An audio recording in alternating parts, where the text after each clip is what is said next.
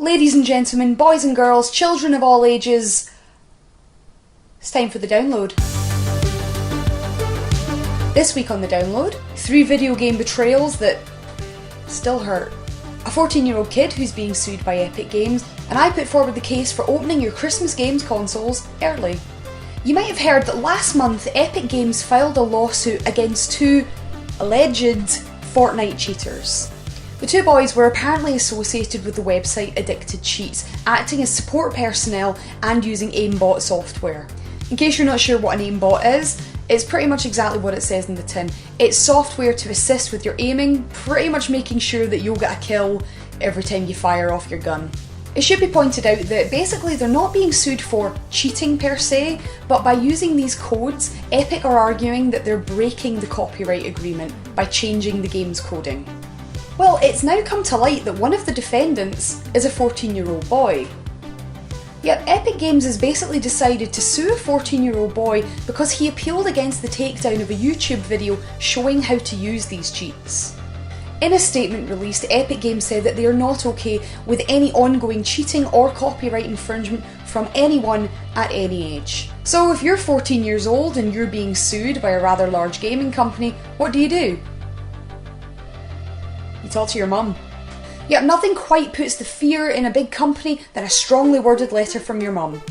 In the rather lengthy, wordy letter, the woman goes on to point out that it was actually illegal for his details to be released since he is a minor. She also pointed out and admitted that even though her son has used pre-existing cheats and live streamed them, pretty much everyone else is doing the same thing, so why should her son be used as a scapegoat? The main thing that the woman goes on to point out though is that her son did not actually create any codes himself that would infringe on any of Epic Games' copyrights. It is that time of year again.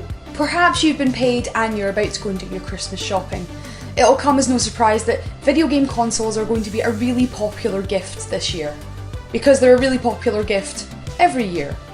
In terms of inevitability, this falls behind death and paying taxes. The problem I find nowadays is that game consoles require so many downloads, updates, adjustments, possibly some kind of sacrificial blood ritual to get them to work.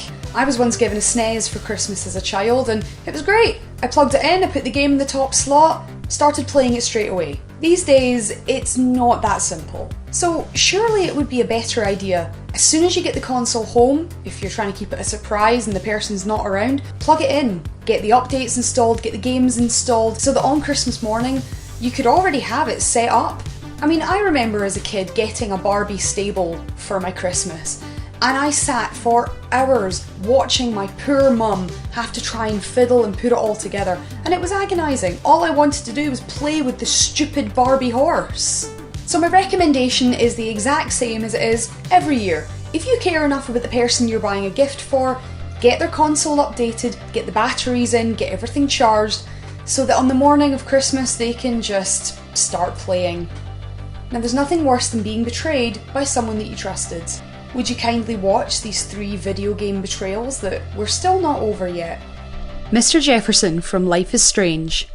You tend to lean towards who you like and who you don't like in Life is Strange, and Mr. Jefferson has been nothing but nice to you as your supportive photography teacher.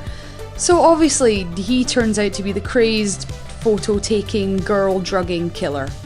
This one actually did catch me out.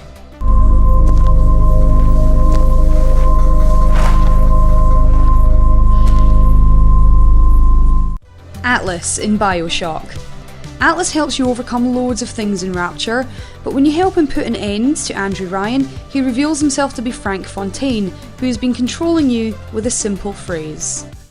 Familiar phrase. Would you kindly get this? Would you kindly find that? Would you kindly find that? Would you kindly find? Would you kindly get this?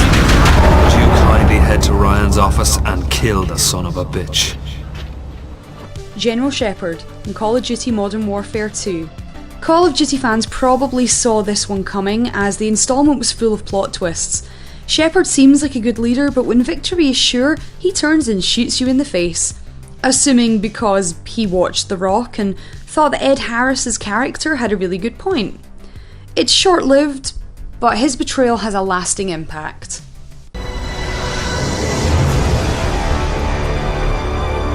But that's it this week for another download. If there's anything interesting in gaming news that you've seen or heard, let us know in the comments below, and I'll see you next week.